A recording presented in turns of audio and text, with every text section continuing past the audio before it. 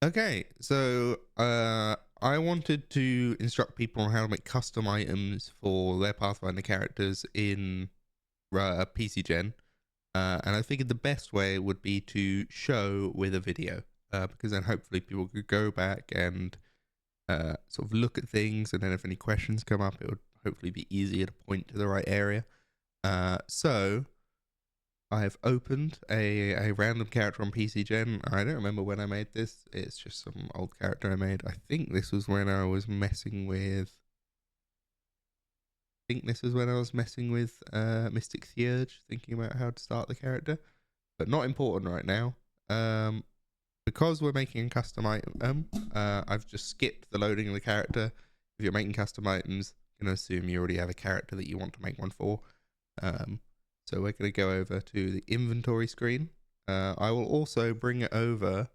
The reason I'm doing this is because of a specific item that has come up in our campaign. This is the Sahedron Medallion, which is in the Rise of the Rune Lords book. So this is going to be the custom item I'm making. It's got a few magical abilities on it, and it's not in them in the inventory sort of purchasable screen by default. So we're gonna work on making that. So first things first, I'm going to make it cashless because it's an item I collected. Sahedron Amulet. So there is an item in here called Sahedron Amulet, but I believe so anyway. Oh, if I can spell it right. But medallion. Sorry. Not amulet. But it does not have any magical effects. So this is effectively just the body. Something that is going to be confusing with this, or might throw you off, is this cost. This is the item for all the magical effect. That's the actual cost of the item. However, when we start to add custom effects to it, that's going to increase this value, and so the actual value of the item is going to look really high. But don't worry. And just to prove that this isn't doing anything, if I add this equipment, so if we come over, one of the things it does is it gives a +1 to all saving throws. So if we come over and we just look at it before it's equipped, plus stats, 3 fortitude, inventory, equipment, equip selected. 3, still 3. So just to prove that this amulet is not doing anything. Where is it equipped? Also, head. Yep. Unequipped selected. Yes. So we're going to have to make a custom item. So what we do, we click on it, we click add custom, and then we get to add magical effects to the item. So this will of course work for any magical item. It's basically the same thing, but obviously just what happens is different. So we get let's start at the top. +1 resistance on all saving throws. Save bonus resistance. Add modifier. Level 1. Add. Okay. Okay, so that's in there. That one's done. We get to use the effects of false life. Spell effect. Use activated. It is I'm pretty sure the false life is probably known by wizard. We'll just go with that. Spell level. I think false life's the 2nd level spell. Let's look that up. Pathfinder false life.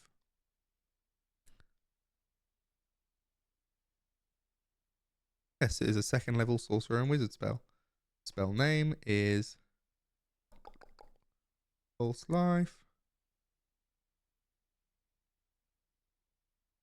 Caster level. This is a 5th level item. If you see here, caster level 5th.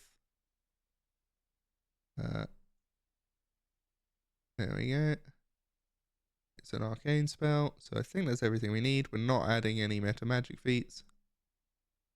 And then this gentle repose effect, we could add that. as well, but it's such a minor effect. It's kind of a thing you can just sit and remember. So I wouldn't worry about that. But this is basically the same way you add anything. If I click OK, and here it's added, not to our character, but it's added to the list of items you could buy. Then we just add that equipment, and there we go. There's our Sahedron amulet with all the enchantments on it. We're ignoring Gentle Repose because who cares? The value is actually only 3,500, not this 25,000. See, that's what I meant. Is once you add the magical effects, it then bumps up the value. But when making custom items, it can get a bit wonky. Normally, it's fine, but it's only because we're making a specific item here. This is a specific named, not strictly unique, but you know, it's an item that's been decided it's worth 3,500.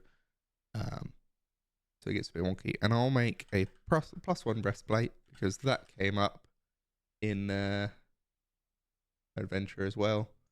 And I figured might as well just show how to do armor. Armor and weapons work very similar. So again, we're adding custom. Pick the breastplate, click add custom. +1 enhancement to armor. That's just +1 armor. There we go. Okay. It's here. Oh, it's small. See? So that's one of the things you got to make sure is correct. The size here. Oh, it's because my character is small. So yes, that's fine. It just affects things like weight. There's a kind of weird thing in Pathfinder where it's assumed that magical items will resize to the user, strictly with binding, but don't worry about it. But yeah, we can come in here now. We can add this amulet, and you'll see that our saves are all going to increase by 1. There we go. And it might even here in our special qualities or abilities. Where would it be?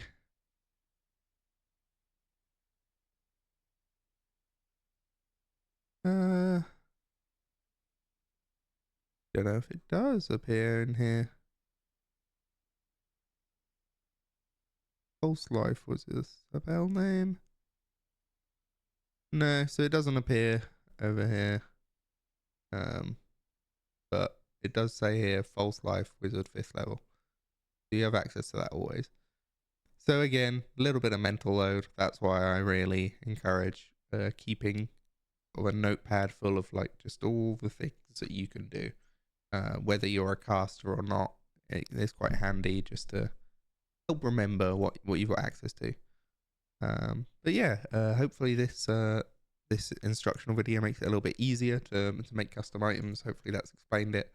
It's not hugely complicated once you know what you're doing, and you can do some really crazy stuff. You can, you know, add some spell effects, the likes in here. Add types, add spell effects, add armor events, make it burnished, make it out of gold.